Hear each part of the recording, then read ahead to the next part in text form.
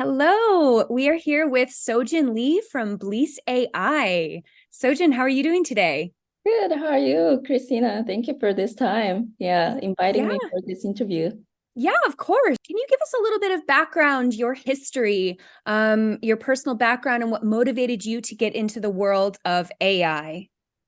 Yeah, it was quite a natural progression. I worked for CPA Canada, which is an accounting certification body, for 6 years. I really enjoyed it. There were mergers, and then there were big events in the certification bodies. So I had a lot of learning, but then I came to the point that this was going to be quite stagnant career, and I wanted to have a career shift. That time I was taking my MBA, and that time we were talking about a lot of AI and technology companies and etc. So I was quite interested in getting into AI or IT, but I didn't have any experience in there, so I wasn't sure how to get in, right? So then I took a year off and I traveled, and I met my co-founder through my MBA classmates, and he was an engineer in London. He used to work for IBM Watson. He was focused on natural language processing, and he managed some engineers in IBM Watson and also data scientists. So he was actually looking for a startup co-founder as well, but he's looking for a domain expert. So we were kind of looking for each other, and then we found that, yeah, this is great. And should we start a startup, and where to go? First, we explored, and then obviously leveraging our expertise are the best. So the time in credentialing industry, the big topic was item generation, auto item generation, and essay marking using AI. So I thought, okay, essay marking is really interesting. So um, I leveraged my network to see if there was anyone interested, and then we started a pilot project with one of our networks. So that's how we started our business, and then went from there. Yeah, it's naturally, yeah, progressed from there. Very cool. Thank you so much. Yeah, I want to walk through the challenges. Obviously, AI is still an up and coming thing. What were the main challenges that you recognized in essay marking before Blees AI stepped in? Like, what was the end? How did it impact the end users? These challenges. Yeah, first of all, the quality of marking is quite important, especially in the credentialing industry. Fairness in the marking is so important, and consistency is important. At that time, actually, before even I started my AI business, I work for CPA Canada, and they have 150 markers across Canada, and it's very difficult to make consistent marking, and that's important part. And the other thing is, usually the reporting time is quite dense. It's very time limited production, so we need to meet the deadline, and then the candidate can get the results on time, and that's really pressure the process. So that's another challenge. And then obviously the cost. This one is later I found out that like when you solicit the subject matter expert who are professional, they tend to be more expensive, and every papers that you mark, some of the clients pay the markers like 10 to 20 euros per paper, which is quite expensive when you think of how many volumes they process every year. So yeah, those are the challenges that I found, yeah, in essay marking. And what was the central idea behind Blees AI's solution to these essay marking challenges, the cost and the accuracy? How did you address some of these concerns in your solution?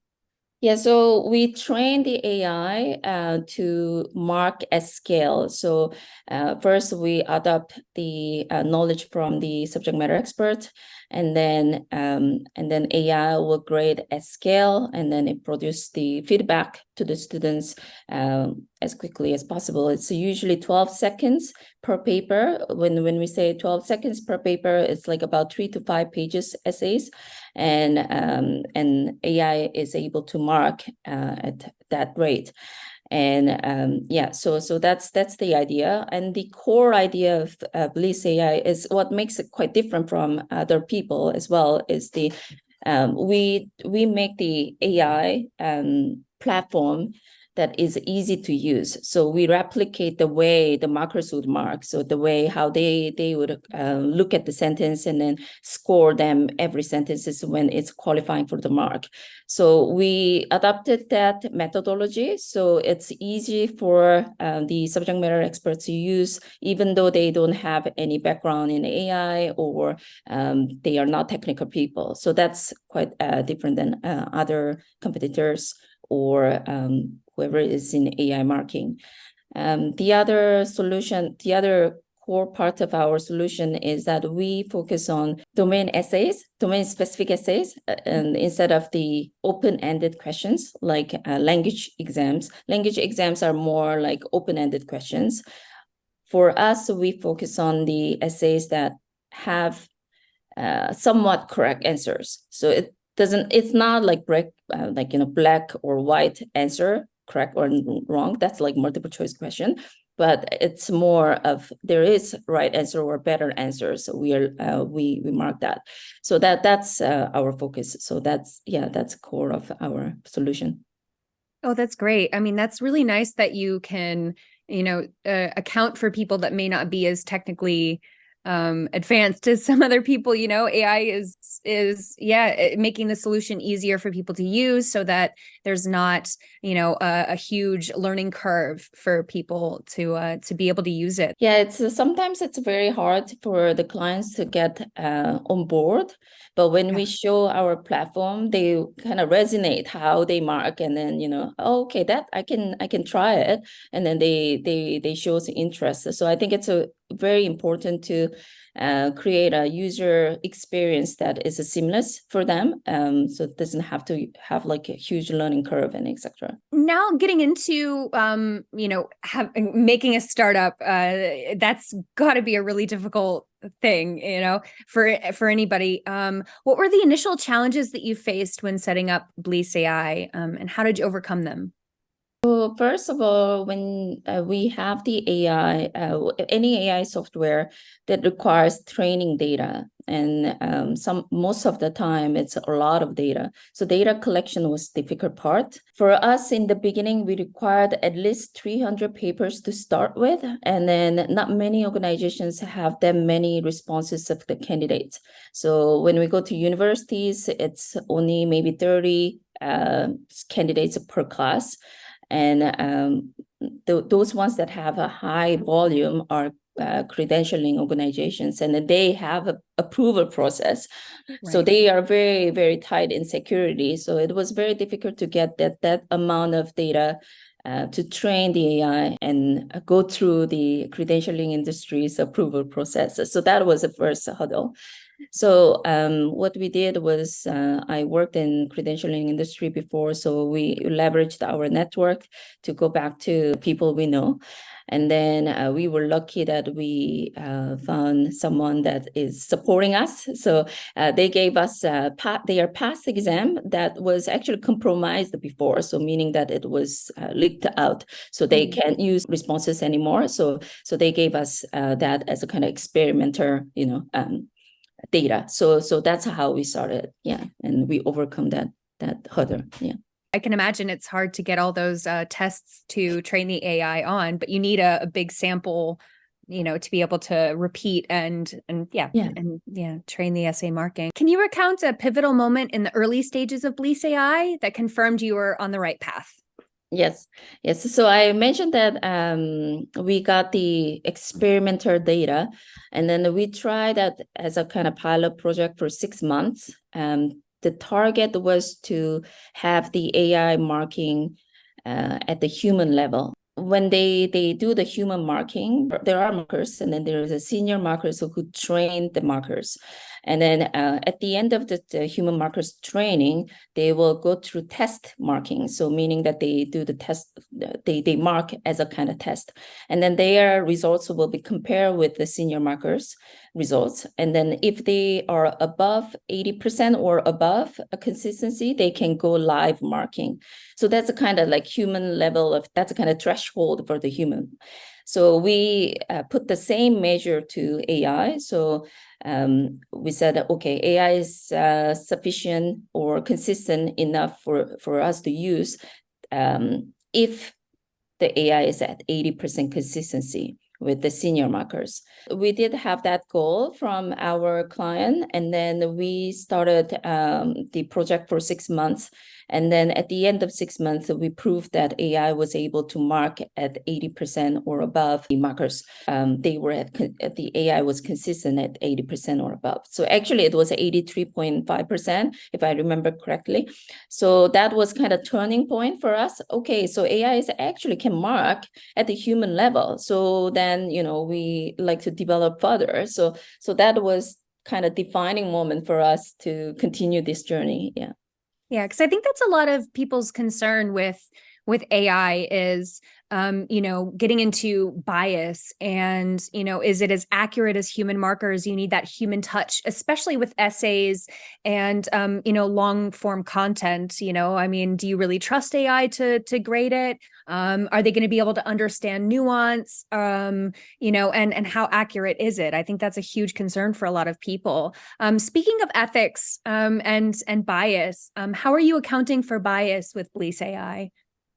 Yeah, so that is more and more demand from our clients. So AI is now a little bit more widely accepted. And then obviously there is regulations come in, and our clients wants to ensure that the ethics are met and etc. So that was one of the collaboration with Cirrus. We applied for European Union grants, which is one of the work packages focused on that transparency and fairness in AI. We can talk about the technical part later, but we will be addressing that issue with that work package. So one of that, the technical parts is we call Lime technology, so which is the kind of detective tool of AI, and it explains how AI made a decision. So those are the focus that we do. Yeah, that's great. What were the key steps in implementing Blees.ai's marking system? Yeah, so there are, in a nutshell, 4 steps. So first, we need to prepare the data. So we collect the data from the clients. Clients send us chunk of data. So usually it's a 200 to 300 scripts. We use that to upload them into our platform. And then once it's uploaded and cleaned the data, then we will annotate them. So clients will go through the paper as is, and then they will select the correct sentences that qualifies for a mark, and then they will annotate them what marking key that should be. Then we also build a logic on top of that AI.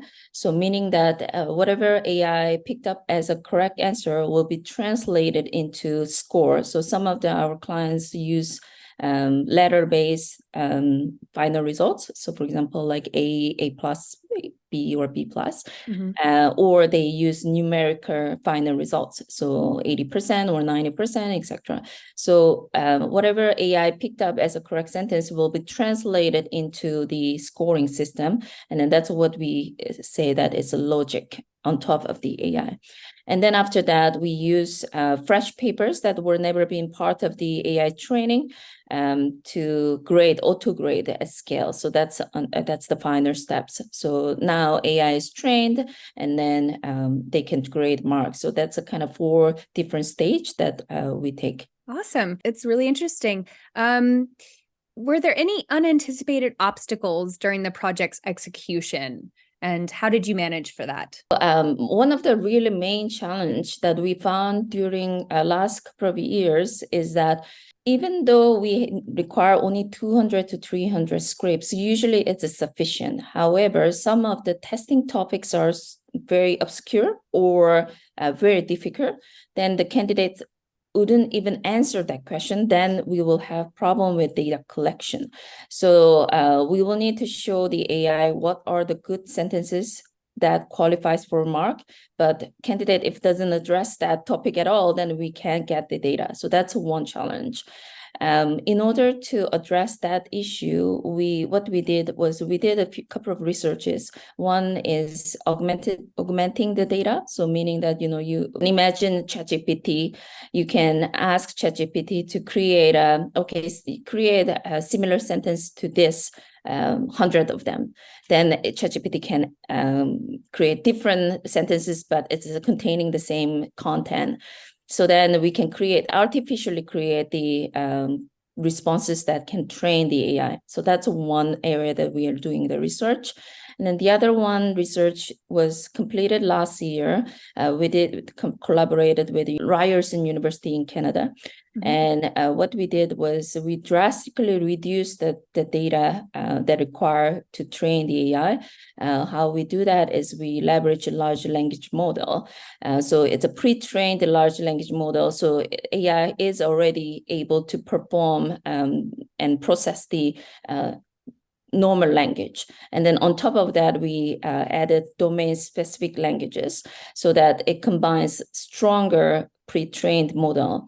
And then after that, we trained case-specific criteria in the AI to grade the marking. So the result was, instead of we needed about 200 to 300 papers, we only required about 50 papers to generate the same results. So that was pretty good experiment that we had. And then we are going to use that research to apply into our software platform. Yeah. After all of this training, I assume that there's a long setup process to training an AI and, making sure it's user friendly. Can you share any data that illustrates the project's success? Yes, I can share 2 case studies.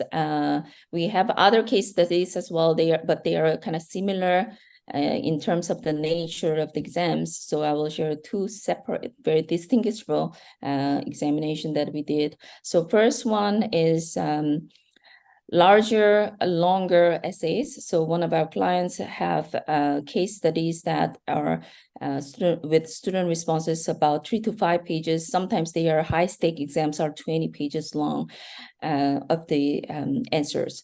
So what we did was with 3 to 5 pages responses. These cases are 60-minute case. That was a homework assignment for students. And this is accounting exam. It was non-directed exam, meaning that candidates are not specifically asked for specific questions. It was case scenarios, and they have to identify what are the problems and all their answers. So they need to come up with the answers. So that was like about 5 topics that they were testing. And we use about 200 papers to train the AI, and then we use 200 papers to test the AI and optimize them. And then after that, about 200 papers to have the AI to mark. The first result was quite disappointing. We got 62.5% consistency with the markers, so who marked the papers. It was far below our clients' expectation, because they wanted to have at least 80% consistency with the senior markers. So then what we did was we took that AI results and then have the senior markers to arbitrate the results. Since whenever there is a difference between the markers results and the AI results, senior marker has to decide whether AI was correct or human marker was correct. Surprisingly, AI was 70% of the time correct over the human markers. So Wow. Meaning that they outperform the human markers. Bear in mind though, like homework assignments were marked by less experienced markers. So it's not the high stake exam. but still that the senior marker was agreeing with more often with the AI. And then at the end, the final results was AI was at the accuracy of 88%. So it was above our client's expectation. So that was one case study that I could share. And then the other case study was with the large organization finance testing institution in the US. And what they gave us was 12 short case studies. So they were about half-page case studies, and then the answers were very, very short. It was like about 1 paragraph or 2 paragraphs. So it was actually perfect for AI to mark because, it's not really long case, integrated case. It's harder for a human to mark. It will be harder for AI to mark. And this one was very short and clean, and it was very directed. So candidate will answer on the points like directly. So that's another case that we did. And the average of AI performance was 86%. And that was before even the arbitrations. We haven't got the arbitration results from the house senior markers. So that is kind of minimum agreement. And then if senior markers agree with AI more often, that means it's going to go up from 85% or above. So that's another case study that we did. And this one, we really didn't even need to do much of optimization of AI. So we didn't need to retrain the AI or monitoring the results. It was after the first training, most of them were at the 80%. So that's another case study that we can share. Yeah. Wow, that's amazing. So at 80% accuracy, do you when would you feel comfortable, or when are your clients comfortable just turning the AI loose and not actually having like a subject matter expert have to babysit it, so to speak? So it's really depending on the organization. Some of them are more tolerant, and maybe 80% is good enough. Some are a little bit more strict, so they want to be at 90%. So that's more of the client's preference. Therefore, that's the reason that we always ask the clients to do the pilot project first. So when they do the pilot project, they know, okay, it's comfortable enough for us to use the AI or not in the real life setting. So that's how we approach the clients. Also, AI is great at marking very clear papers. So clear pass or clear fail is for as a human too, clear pass is so good enough. And, you can mark it like, yes, this person is passed. It's easy. Or really bad papers you can mark as well. So we suggest the clients have AI to mark at the kind of 80% accuracy level. When AI is at that level, then have AI to go live marking. But then you will have the AI to mark clear pass and clear fail. And then those ones in the middle near to the borderline have the human markers to mark. So then they don't have to do entire marking twice. So that's another approach. Oh, that saves a lot of time as well. Yeah. Yeah, because I think there's been a conversation sort of surrounding AI a lot in multiple different fields of, AI eventually replacing humans altogether.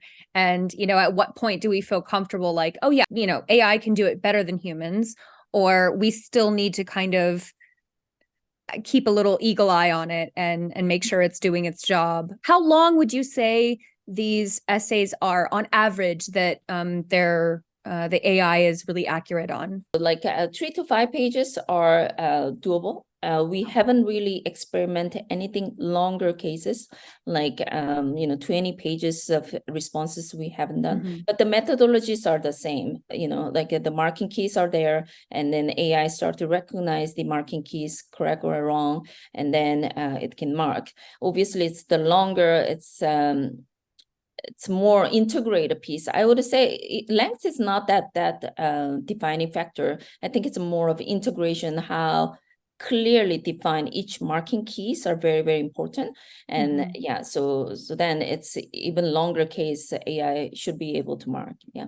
Were there anything that surprised you post implementation? Was there any metrics or data that, came as a surprise? Came as a surprise, yes, that actually AI can mark at the human level or above. It's still need to have a lot of improvement. We still see that we need a lot of upfront work to train the AI. Yes, the AI can save time a lot in the once it's trained, but there is a training time of AI which is quite longer.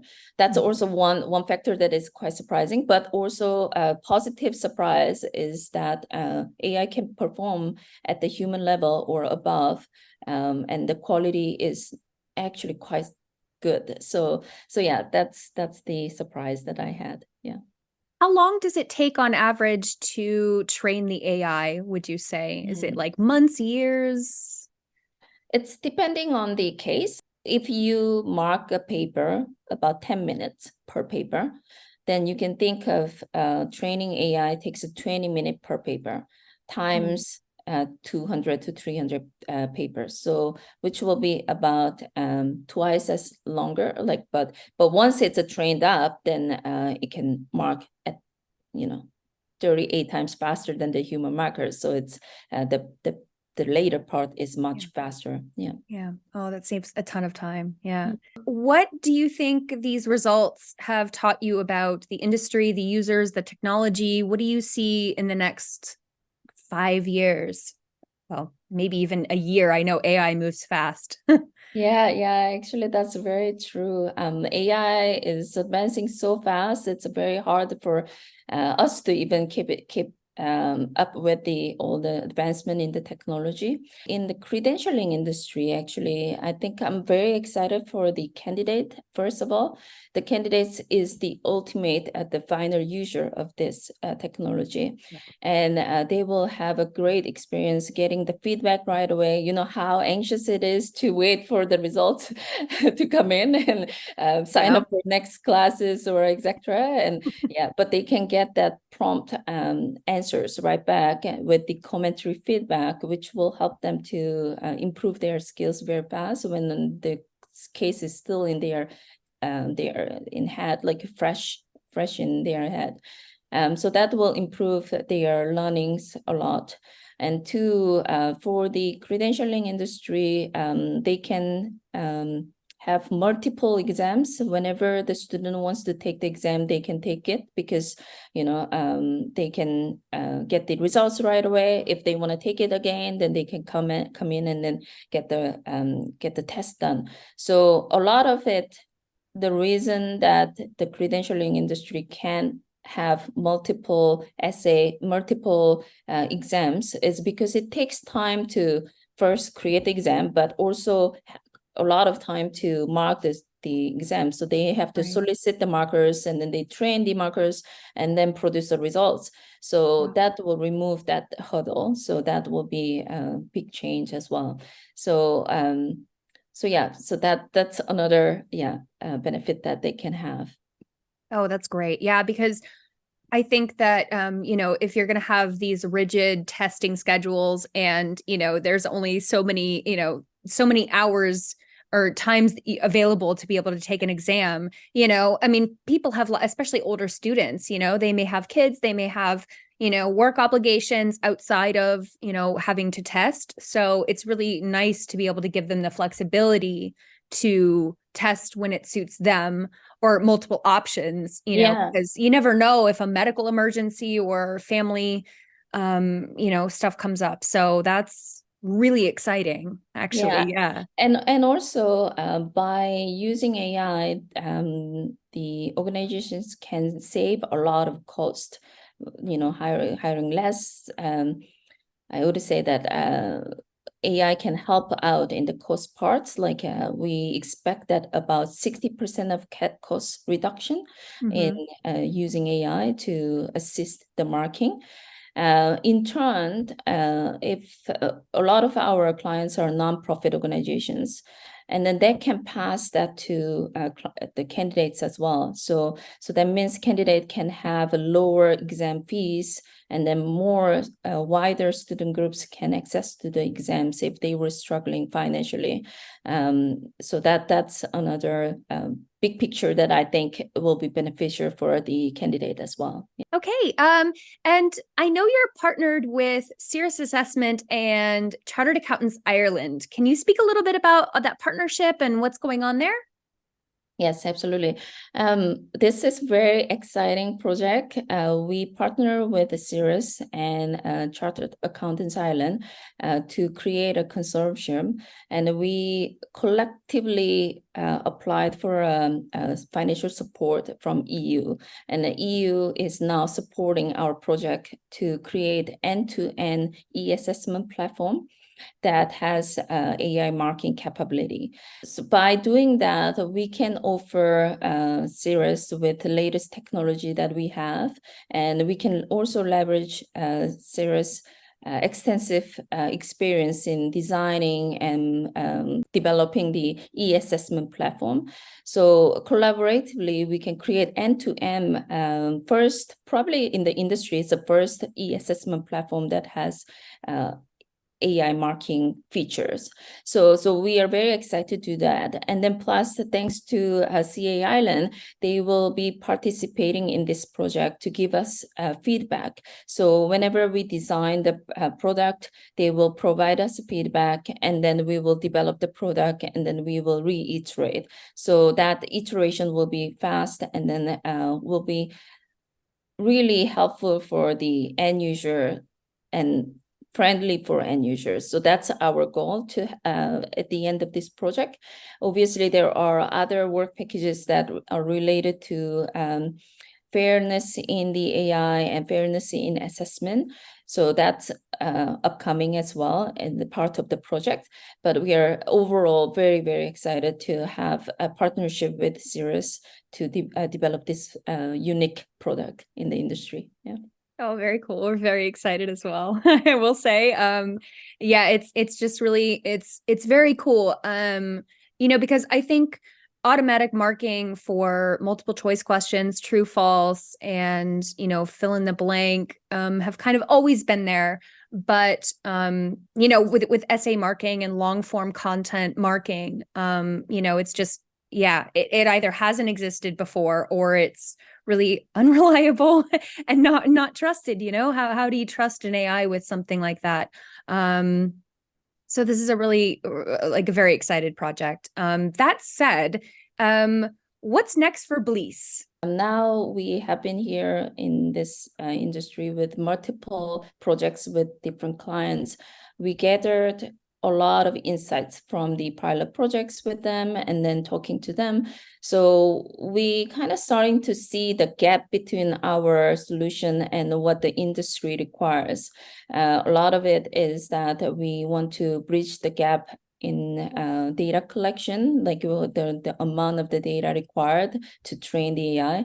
And also our clients still wants to have a seamless experience from end to end. So that's actually helpful by partnering with the Cirrus, because Cirrus already has that end-to-end e-assessment platform, and then our clients giving us feedback that we don't want to jump from one learning management system or e-assessment platform to your platform and then coming back to scoring and etc. So that's another part that we need to really work on. So that will be next couple of years our focus. Try to create a end-to-end e-assessment platform with partnering with Cirrus, and also bridging the gap between how can we make it easier for the end users to train the AI. So it's already, we are getting there, but we still have some work to do in order to reduce that time and increase the consistency in AI marking, AI training as well. So yeah, so those are the work that we are working towards too. Yeah. Very exciting. Yeah, cool. And just one last thing from you, Sojin, while I have you on. Do you have any advice? Because, we were talking about the end user and the organizations are, the most important people out there. They're going to be using it. They're going to be working with it. So do you have any advice for the organizations wishing to get started with AI essay marking? And, what advice can you give them for how to work with Blees and Cirrus and the end-to-end platform?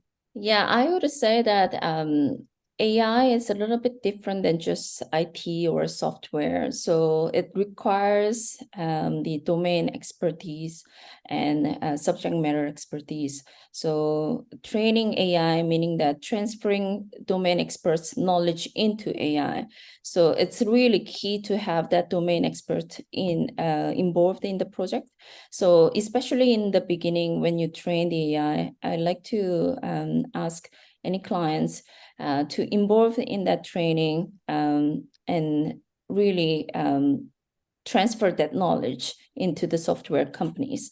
So work with them together, and then you will get better results because AI is trained well. It's you can think of 5-year-old kids. You want to train them, you will need to have someone that knows that subject to train them. Otherwise, they wouldn't really perform. So that's one advice that I like to have. Yeah.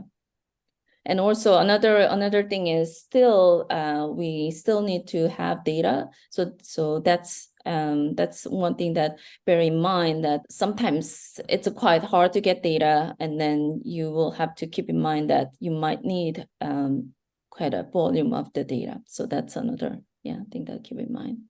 Another one last one that coming up is that the ethical part of it. So AI always replicates the human bias. So when you create the team of human markers or human trainers who are training the AI, maybe keep in mind that the AI will replicate whatever human has the bias. So create a team that is more diverse background or